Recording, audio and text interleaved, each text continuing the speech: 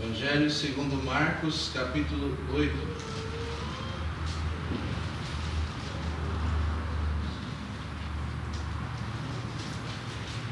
Nós faremos a leitura agora a partir do verso 27 até o 38.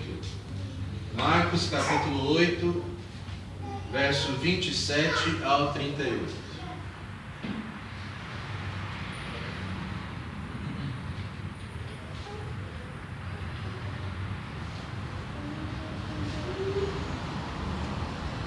Assim, palavra do Senhor. Jesus foi com seus discípulos para os povoados próximos a Cesareia de Filipe, e no caminho perguntou aos seus discípulos: quem os homens dizem que eu sou? E eles responderam: alguns dizem que és João Batista, outros Elias, e ainda outros que és algum dos profetas. Então Jesus lhes perguntou: mas vós, quem dizeis que eu sou? E Pedro, respondendo, disse: tu és o Cristo. E Jesus ordenou que a ninguém falassem a respeito dele. E começou a ensinar-lhes que era necessário que o Filho do Homem sofresse muitas coisas, fosse rejeitado pelos líderes religiosos, os principais sacerdotes e escribas, fosse morto e depois de 3 dias ressuscitasse. E ele dizia isso abertamente. Mas Pedro, chamando-o em particular, começou a repreendê-lo. Jesus, porém, virando-se e olhando para os discípulos, repreendeu a Pedro e disse: para trás de mim, Satanás, porque não pensas nas coisas de Deus, mas sim nas coisas dos homens. E chamando a multidão, juntamente com os discípulos, disse-lhes: se alguém quiser vir após mim, negue-se a si mesmo, tome a sua cruz e siga-me. Pois quem quiser preservar a sua vida, irá perdê-la.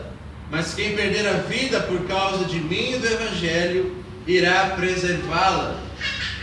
Pois que adianta o homem ganhar o mundo inteiro e perder a sua vida? Ou que daria o homem em troca da sua vida? Quando o Filho do Homem vier na glória de seu Pai, com os santos anjos, ele também se envergonhará de quem se envergonhará de mim e das minhas palavras nessa geração adúltera e pecadora.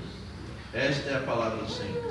Vamos agradecer a Deus por mais uma leitura desta palavra. Senhor, humildemente permanecemos em sua presença.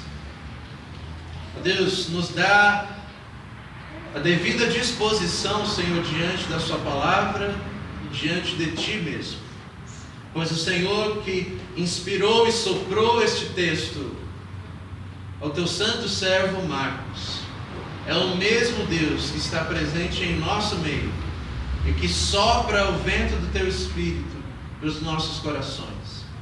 Nós pedimos, Senhor, que nessa manhã, ao ouvirmos a sua palavra, o Senhor coloque em nós um misto de temor e alegria, de reverência e de prazer, para que todos nós possamos glorificar o teu santo nome na face de Cristo Jesus, o nosso Salvador, que morreu, mas ressuscitou e está à destra do Pai, intercedendo por nós neste momento.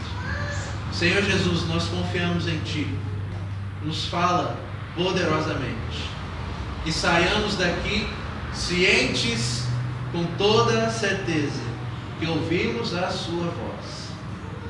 Fala conosco, em nome do Senhor Jesus Cristo, imploramos e pedimos mais uma vez. Amém. Amém. Meus irmãos, a história nos diz que C.S. Lewis foi um homem muito conhecido, e eu acredito que por parte de muitos de vocês, já ouviram falar deste homem chamado C.S. Lewis. Ele foi um teólogo amador, foi um filósofo, foi um literário, um escritor prolífico, um homem que o Senhor levantou no último século para nos abençoar com diversas coisas, com literaturas, com pensamentos, e especialmente com a propagação do verdadeiro cristianismo. Talvez você o conheça porque ele é o conhecido autor de As Crônicas de Nárnia, tanto o livro quanto o filme. Claro que o filme não foi dirigido por ele, mas certamente você já ouviu falar. Se você não conhece no nome, você conhece certamente algumas de suas obras. E a história nos diz, especialmente a história de C.S. Lewis, que quando muito jovem ele perde a sua mãe, e isso corrobora para que ele se tornasse um ateu declarado, um defensor assíduo do ateísmo. Ele viveu, infelizmente, um dilema na sua vida em que a grande maioria dos autores que ele lia, Dante, Chesterton e tantos outros, ele não conseguia entender por que ele gostava tanto desses autores, mas esses autores todos eram não apenas cristãos, mas a grande maioria pastores ou clérigos da fé cristã. E ele fazia o seguinte questionamento: como é que eu posso gostar tanto da escrita desses homens, mas eles ainda acreditam nessas lendas e nesses mitos a respeito de Jesus Cristo como o Deus encarnado? A história nos diz que ele foi um dos combatentes da Primeira Guerra Mundial, e como vocês sabem, a Primeira Guerra Mundial, assim como a Segunda, trouxe males diversos, especialmente no psicológico das pessoas que enfrentaram essas guerras. Eles voltavam transtornados, desesperançosos do mundo. Isso corroborou ainda mais para que ele tivesse dúvidas de que de fato existe um Deus dos céus que criou todo o universo e que chama os homens à obediência. No entanto, pela graça de Deus, ele foi alcançado, e lendo uma das obras cristãs de Chesterton, um católico conservador, ele se converte à fé em Cristo. Ele se torna então um simpatizante muito forte da fé cristã. Já como um cristão, alguns anos após a Primeira Guerra Mundial, durante a Segunda Guerra Mundial, ele é convidado pela principal rádio da Inglaterra para dar alguma série de palestras sobre o cristianismo. Pense que nessa época, em meados da década de 40 do século passado, as pessoas estavam nos seus lares, acompanhando as notícias, os jornais, de morte após morte, de centenas de milhares de pessoas morrendo nas guerras. C.S. Lewis sabia muito bem o que era isso, pois havia presenciado a Primeira Guerra Mundial. Ele é chamado então para trazer algumas mensagens de consolo, mensagens a respeito do cristianismo. E essas mensagens ficaram conhecidas, pois elas se transformaram talvez no livro mais conhecido de C.S. Lewis, o livro chamado Cristianismo Puro e Simples. Numa dessas palestras, C.S. Lewis, que sabia muito bem o que é ter um coração que duvidava da existência de Deus e do senhorio de Jesus Cristo, ele traz em uma das suas palestras aquilo que ele popularizou como o trilema a respeito de Jesus Cristo. E o que é um trilema? Talvez você saiba o que é um dilema. Um dilema é uma situação onde nós nos encontramos nas nossas vidas, em que nós temos que escolher entre duas coisas. Nós temos que tomar decisões, ir para um lado ou ir para o outro. Renunciar a uma coisa para escolher outra. C.S. Lewis popularizou aquilo que seria o trilema a respeito de Jesus Cristo. Não é um dilema, é um trilema com três opções. E esse trilema se manifesta inclusive hoje no nosso meio. Porque cada um de nós, cada um de vocês que está aqui nessa manhã, precisa responder a esse trilema que o C.S. Lewis apresenta e que eu vou manifestar para vocês. O trilema é o seguinte: quem é de fato Jesus chamado o Cristo?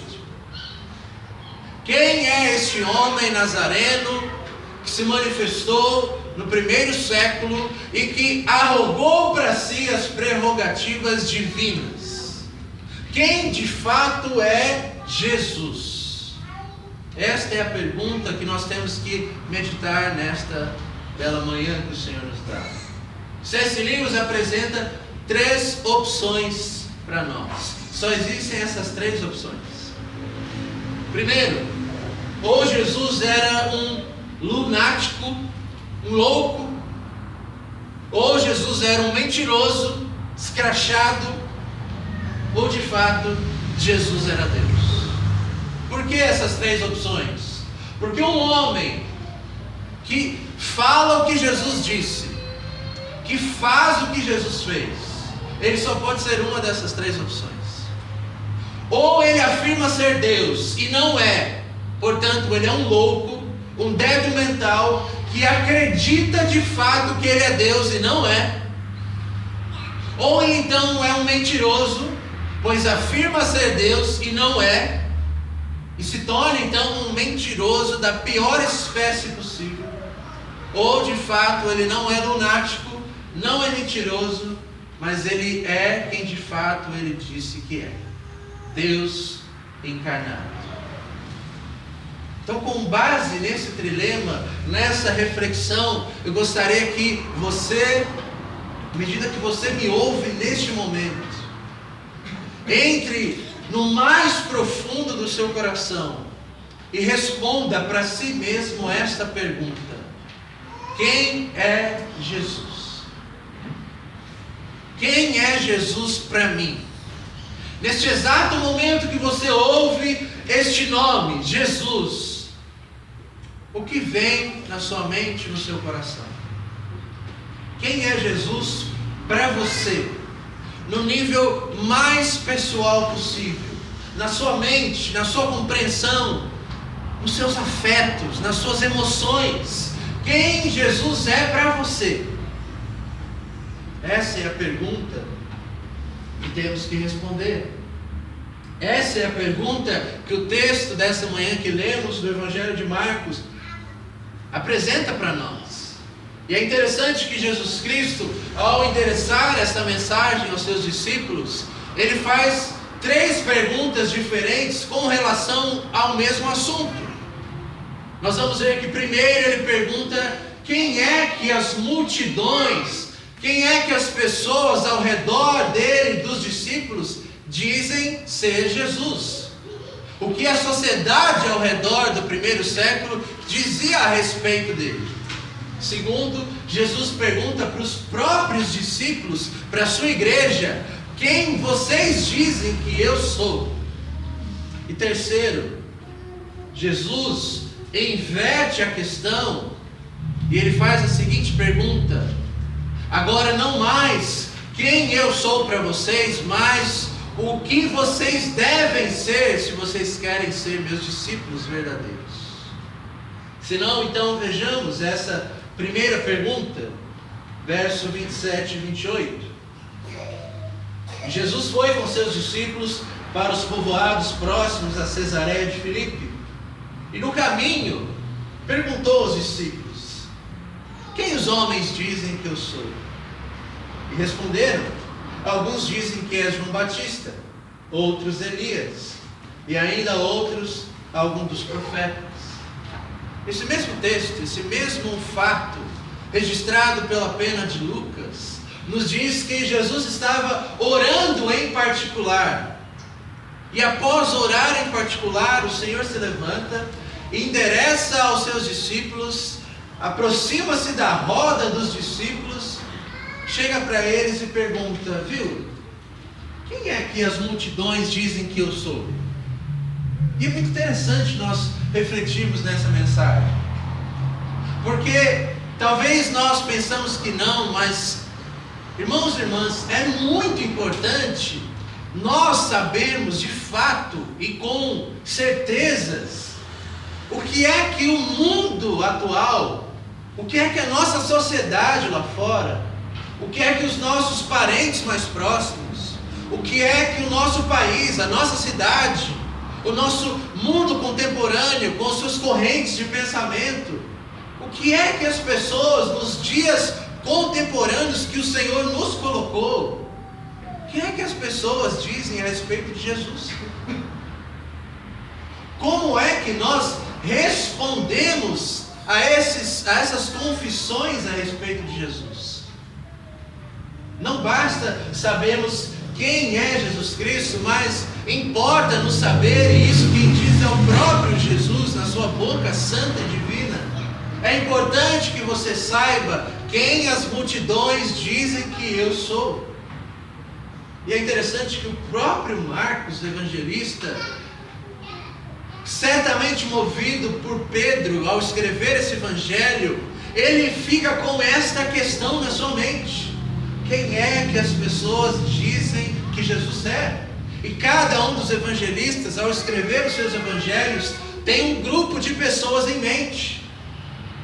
Certamente Mateus, quando escreve o evangelho dele, ele tem em mente que o grupo que ele vai escrever o evangelho são os judeus, os escribas, os doutores da lei, aqueles que conheciam a lei. Portanto, para ele poder anunciar quem Jesus Cristo é para essas pessoas, ele precisava saber o que é que essas pessoas pensavam a respeito de Jesus. Lucas, da mesma forma, escrevendo para gregos, especialmente o apóstolo João, escrevendo para os gregos helenistas, ele precisava saber o que é que esse tipo de pessoa, esse povo, pensa a respeito de Jesus, e ele escreve de acordo, utilizando inclusive pensamentos da época para anunciar a Jesus. Marcos não é diferente. Marcos, anunciando o seu evangelho para os romanos, tem esta pergunta em mente: quem as pessoas dizem que é Jesus? Se não, acompanhe comigo um breve panorama do evangelho de Marcos. No capítulo 1, no versículo 1 do evangelho de Marcos, o evangelista escreve o seguinte: este é o evangelho de Jesus Cristo, o Filho de Deus. Ele não dança, ele não sapateia, ele não enfeita para no final do livro anunciar que este Jesus é o Filho de Deus. Não, é a primeira palavra que ele traz no seu evangelho. Este é o evangelho de Jesus Cristo, o Filho de Deus. Ainda no primeiro capítulo, no verso de número 11, Marcos nos traz o relato em que a voz dos céus brada e o próprio Pai Celestial anuncia para as pessoas de forma audível quem Jesus é. A voz diz: este é o meu Filho amado, em quem está todo o meu prazer. Ainda no capítulo 1, os demônios, ao enfrentar face a face o Senhor Jesus Cristo, eles também anunciam quem é Jesus. Certa feita, Jesus se encontra com alguns endemoniados, e os demônios dentro da pessoa bradam em frente a Jesus e diz: bem sabemos quem és, tu és o Santo, o Filho do Deus Altíssimo. Está lá em capítulo 1, verso 24. No capítulo 2 de Marcos, nós temos mais um fato que explica-nos quem é essa pessoa, Jesus. Jesus entra naquela casa e ele cura um paralítico. Lembra daquele paralítico que é levado pelos seus amigos para o telhado e é descido numa maca? Jesus cura e perdoa os pecados daquele paralítico. E Marcos nos revela que no coração dos fariseus eles faziam a seguinte pergunta: quem é este? Quem é este que até perdoa pecados? Quem pode perdoar pecados senão Deus? Ainda no Evangelho de Marcos, no capítulo 3, mais uma vez demônios se apresentam diante de Jesus e eles confessam, dizendo no verso 11: tu és o Filho de Deus. E a ideia de Marcos em trazer todos esses fatos sobre a pessoa de Jesus, sobre quem é Jesus, é para que os leitores possam responder esta pergunta a eles mesmos. Eles veem o próprio Marcos dizendo quem Jesus é. Eles veem o próprio Pai dizendo quem Jesus é. Eles veem os próprios demônios confessando quem Jesus é. Eles veem as pessoas indagando nos seus próprios corações quem Jesus é. E eles também vão ver que os próprios discípulos perguntam: quem é este? No capítulo 4, onde eles estão no meio daquela tempestade no mar da Galileia, Jesus acalma a tempestade e o vento com a sua voz. E os discípulos, pasmos, apavorados, aterrorizados, fazem a seguinte pergunta: quem é este que até o vento e o mar lhe obedecem? Quem é este? No capítulo 6, a própria família de Jesus e os parentes, os conterrâneos da cidade de Jesus, ao ouvirem sobre a propagação do ministério de Jesus, fazem a seguinte pergunta: não é este o carpinteiro, filho de José, filho de Maria? Não estão conosco as suas irmãs e os seus irmãos? Quem é este Jesus chamado o Cristo? E nós chegamos no nosso texto, no capítulo 8, em que o próprio Jesus agora se levanta e ele faz essa pergunta para os discípulos: quem é que as pessoas dizem que eu sou? Quem os homens dizem que eu sou? A segunda pergunta que ele faz agora é uma pergunta mais pessoal para os discípulos, não apenas perguntando o que os discípulos sabem que as pessoas falam a respeito de Jesus, mas o que os próprios discípulos, o que os próprios apóstolos falam a respeito de Jesus. Veja comigo, verso 29. Então Jesus perguntou-lhes: mas vós, quem dizeis que eu sou? E Pedro respondeu-lhe, dizendo: tu és o Cristo. A grande confissão que todo o Antigo Testamento aguardava ansiosamente, aguardando a vinda e o Messias. Diante deles está o Cristo. E Pedro, pela graça que o Pai lhe concede, confessa assertivamente: tu és o Cristo, o Filho de Deus. Jesus diz e ordena que a ninguém falassem a respeito disso abertamente. Mas é interessante nós vermos que o próprio texto bíblico, desde Gênesis até o Apocalipse, busca responder essa resposta: que Jesus é o Cristo. A pergunta que nos resta nessa manhã: quem é Jesus para você? Quando Ele se manifesta diante de nós, diante dos textos, dos fatos, das histórias, dos milagres, dos ensinamentos, das parábolas, diante de diversas, centenas, milhares de promessas, profecias, tipos, sombras no Antigo Testamento, e diante de nós, aquele que se fez carne, a pergunta que você tem que responder é: quem é Ele para você?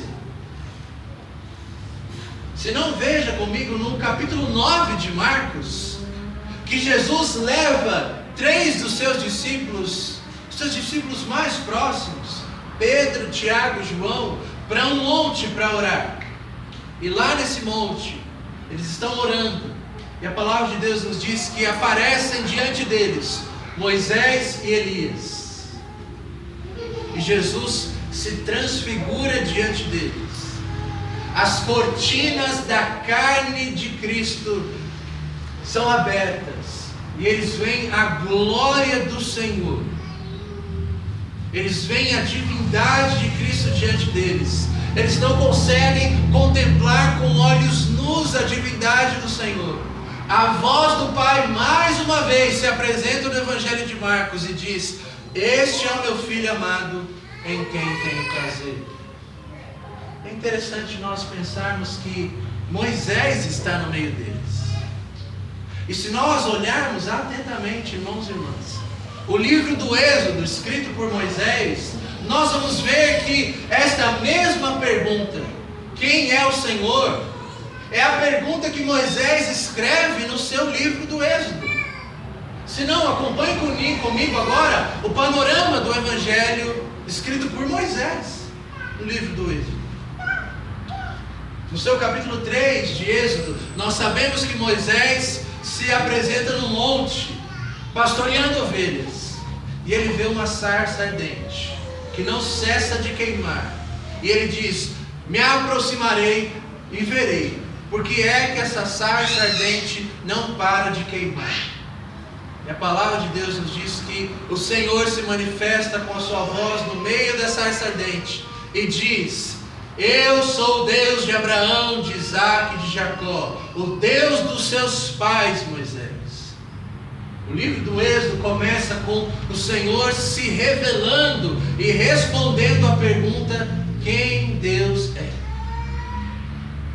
No capítulo 5, Moisés já enviado diante do faraó, ele diz: faraó, o Senhor se apresentou diante de mim, e ele ordena que o nosso povo saia e vá sacrificar no deserto em honra ao seu nome. Sabe o que o faraó diz? No capítulo 5, verso 2: quem é o Senhor? Quem é o Senhor para que eu liberte o seu povo? Não conheço o Senhor, portanto não libertarei o seu povo. Esta é a pergunta que ecoa no livro do Êxodo: quem é o Senhor? No capítulo 6, no verso 7, o Senhor agora vai se manifestar não apenas para Moisés, não apenas para o faraó, mas para o povo de Israel. E ele diz o seguinte: eu vos libertarei do Egito, e então sabereis que eu sou o Senhor. No capítulo 7 do livro do Êxodo, o Senhor se manifesta não apenas a Moisés, não apenas ao faraó, não apenas ao povo de Israel, mas também aos egípcios. E o Senhor diz: e eu enviarei todas essas pragas, portanto assim os egípcios saberão que eu sou o Senhor. Quem é o Senhor? O texto que nós lemos no início do culto, Êxodo capítulo 15, verso de número 11. Quem entre os deuses é como tu, Senhor? Quem é como tu, poderoso em santidade, admirável em louvores, capaz de maravilhas? Esse é o famoso cântico de Moisés, e ele entoa este cântico quando Deus abre o mar vermelho e leva o povo para outra banda do mar. E eles não apenas respondem à pergunta: quem é o Senhor? Mas eles dizem: quem pode se comparar ao Senhor? Quem é como o nosso Deus? Quem é como tu, Senhor? Admirável nos seus feitos e nas suas maravilhas. Quando Deus entrega a lei, os 10 mandamentos, qual é a primeira palavra da lei dos 10 mandamentos? Eu sou o Senhor, que tirou vocês da terra do Egito, da escravidão. Portanto, não terás outros deuses diante de mim. Eu sou o Senhor. No final do livro do Êxodo, Moisés, após ver tantas manifestações de Deus, ele faz um único pedido para o Senhor. E certamente vocês se lembram qual é este pedido. Em Êxodo capítulo 33, verso 18, ele pede para Deus: Senhor, rogo-te que me mostres a sua glória. Senhor, mostra-me a sua glória. O que é que o Senhor responde? Moisés, eu te mostrarei as minhas costas, e farei passar toda a minha bondade e a minha graça diante de ti, mas a minha face tu não verás, porque não há homem que veja a minha face e possa permanecer vivo. E assim o Senhor faz. Mas irmãos e irmãs, 1500 anos após esta oração de Moisés, o Senhor atende de forma completa o pedido de Moisés, porque Jesus está no monte com seus discípulos. O Senhor traz Moisés e Elias, e naquele monte Moisés contempla a glória de Deus. não apenas as costas do Senhor, não apenas a proclamação do nome, dos atributos de Deus. Moisés vê a glória de Deus encarnada, desnudada na face do Senhor Jesus Cristo. Ele atende a oração de Moisés 1500 anos depois, e ele vê quem é o Senhor da glória com os olhos da carne. Irmãos e irmãs, quem é o Senhor Jesus Cristo para você e para mim? Mais uma vez em Marcos capítulo 9, a voz de Deus se manifesta dizendo: este é o meu filho amado. A pergunta é: você o conhece? Você conhece este Deus? Será que de fato você conhece o Senhor? Será que você pode dizer sem sombras de dúvidas: eu o conheço, Ele é o Senhor? Eu posso responder essa pergunta: Ele é Deus, Ele é o Filho amado de Deus, Ele é o Cristo prometido nas Escrituras Sagradas, Ele é o Senhor da glória, Ele é o meu Senhor e o meu Deus. Por último, Jesus endereça uma terceira e última pergunta. Ele não apenas pergunta novamente: quem vocês dizem que eu sou? Mas ele faz uma outra pergunta: quem vocês devem ser, se vocês querem ser meus discípulos? Pedro reprova as palavras de Jesus com relação ao seu sofrimento e a morte de cruz. Jesus o repreende em face a todos os discípulos e diz: se alguém quiser vir após mim, negue-se a si mesmo, tome a sua cruz e siga-me. Pois quem quiser preservar a sua vida, irá perdê-la. Mas quem perder a vida por causa de mim e do Evangelho, irá preservá-la. Pois que adianta ao homem, que adianta ganhar o mundo inteiro, mas perder a sua vida? Que daria o homem em troca da sua vida? Quando o Filho do Homem vier na glória do seu Pai com os santos anjos, ele também se envergonhará daqueles que tiveram vergonha. Jesus nos ensina aqui duas coisas: a pessoa Jesus, o Filho de Deus, e ao caminho de Jesus, o Filho de Deus. Há o ensino a respeito de quem é Jesus, mas há o teste a respeito de como você lida com este Jesus. É muito fácil nós pararmos e simplesmente estacionarmos apenas no entendimento correto de quem Jesus é. Nós sabemos que Ele é o Cristo, o Deus encarnado, o Filho do Senhor. Mas será que nós estamos vivendo de acordo com este entendimento, com esta doutrina? Será que nós estamos tomando a nossa cruz e seguindo como é que Ele mesmo fez? Primeiro nós temos que saber quem Cristo é teologicamente. Isso é importantíssimo, pois se nós cremos num Cristo falso, a nossa fé é falsa. Mas não basta apenas crer no Cristo verdadeiro, basta também vivermos verdadeiramente. Não basta apenas entender quem é Jesus teologicamente, mas é importante que o seu coração esteja alinhado devocionalmente. Quem é Jesus Cristo? Não apenas nos livros de teologia. Quem é Jesus Cristo? Não apenas na Bíblia Sagrada, mas quem é Jesus Cristo para o seu coração. Certa vez existe uma ilustração de um pastor de ovelhas humanas, um pastor de uma igreja, em que ele estava se lamentando grandemente, angustiado, porque as suas ovelhas, os membros da sua igreja, não estavam seguindo a Jesus até a última gota. tomando a sua cruz, eles estavam mornos, parados, sem sabor, sem sal, sem luz.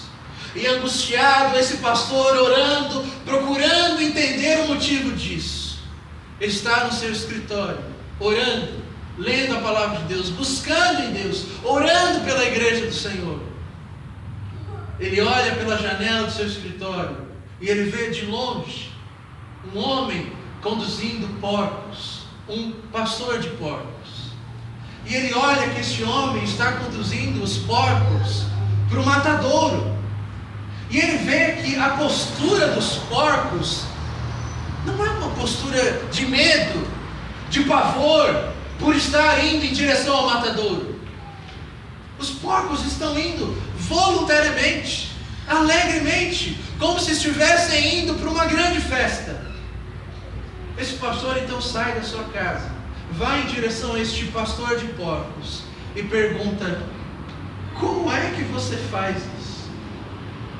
Como é que você consegue conduzir os seus porcos para o matadouro? Facilmente, voluntariamente, mas eu não consigo conduzir as minhas ovelhas para a vida eterna, sem dificuldades. Este pastor de porcos então lhe responde: é muito fácil, você não viu? Enquanto eu vou caminhando e conduzindo os porcos, eu vou jogando algumas comidas no meio do caminho para os porcos, e os porcos vão indo atrás deste alimento.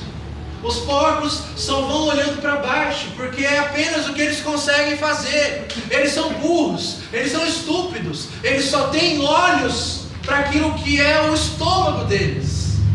Então eu levo eles para o matadouro. Este pastor parou para pensar e disse: será que a minha igreja, será que as minhas ovelhas só têm olhos para essa terra? Será que as minhas ovelhas não querem seguir alegremente para o céu, mesmo tomando a sua cruz? Porque são porcos e não ovelhas.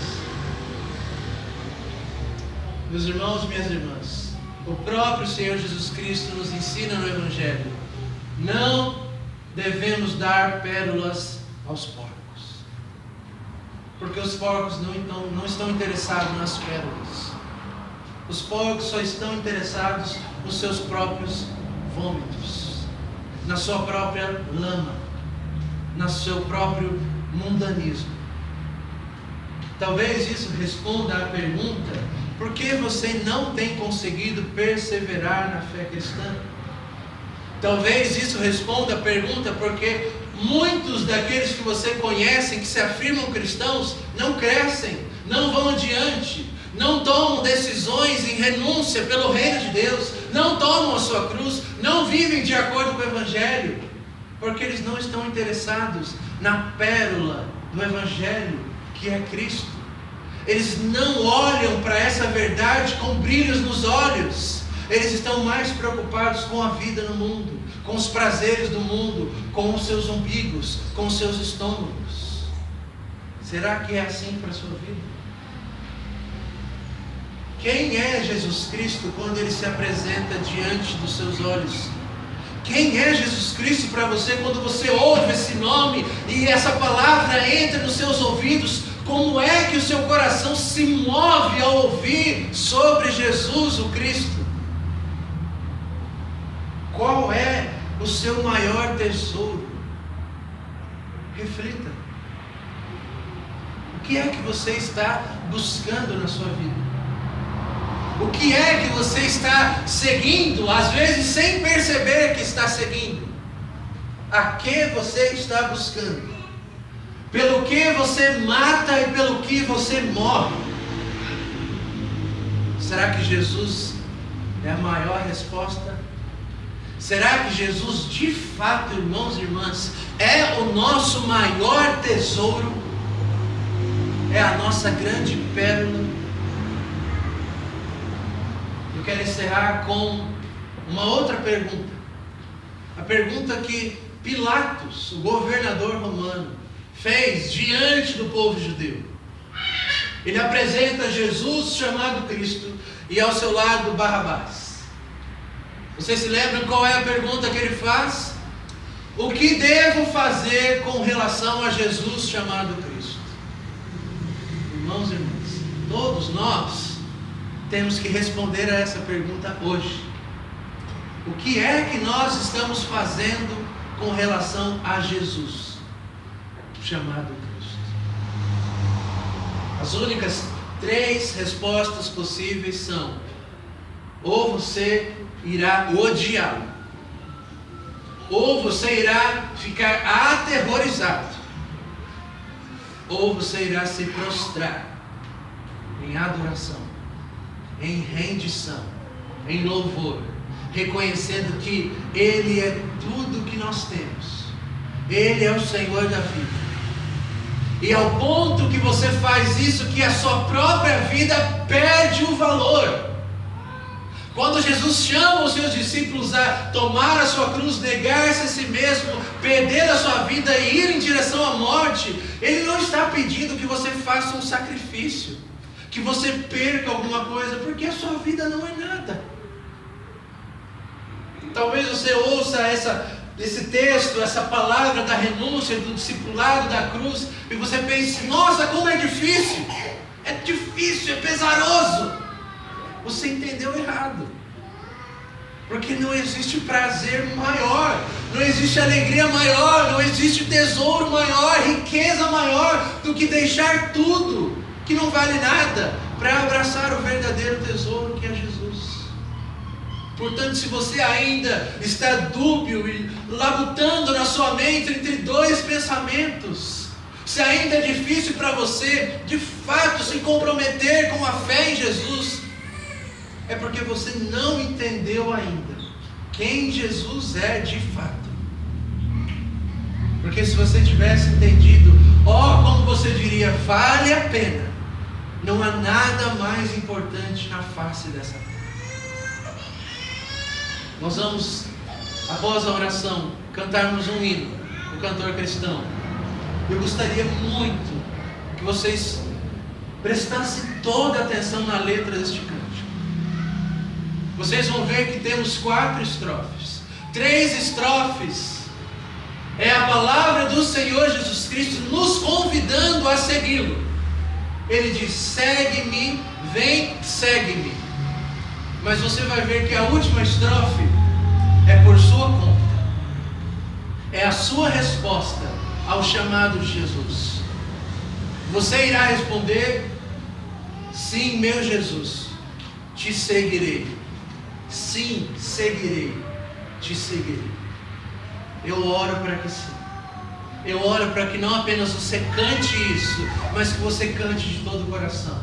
E não apenas que você cante de todo o coração, mas que você viva isso, seguindo verdadeiramente o Senhor. Vamos orar.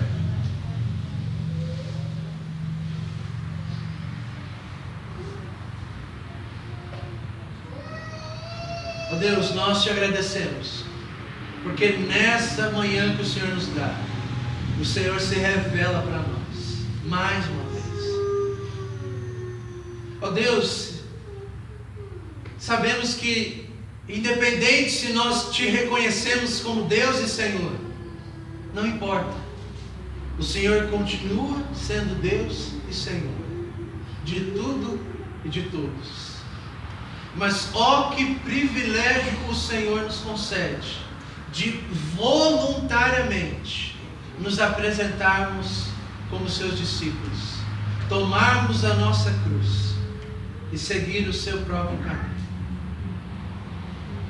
Eu oro, Deus, para que cada um de nós nessa manhã, para que a nossa mente, o nosso coração, a nossa alma e as nossas forças, todo o nosso ser esteja concentrado, dedicado para te amar, te servir e te seguir. Abre os nossos olhos para vermos a sua glória, como o Senhor fez no monte para os seus discípulos. Que possamos com os nossos olhos da fé Que o Senhor renove o nosso entendimento, abra o nosso coração para enxergarmos quem Tu és.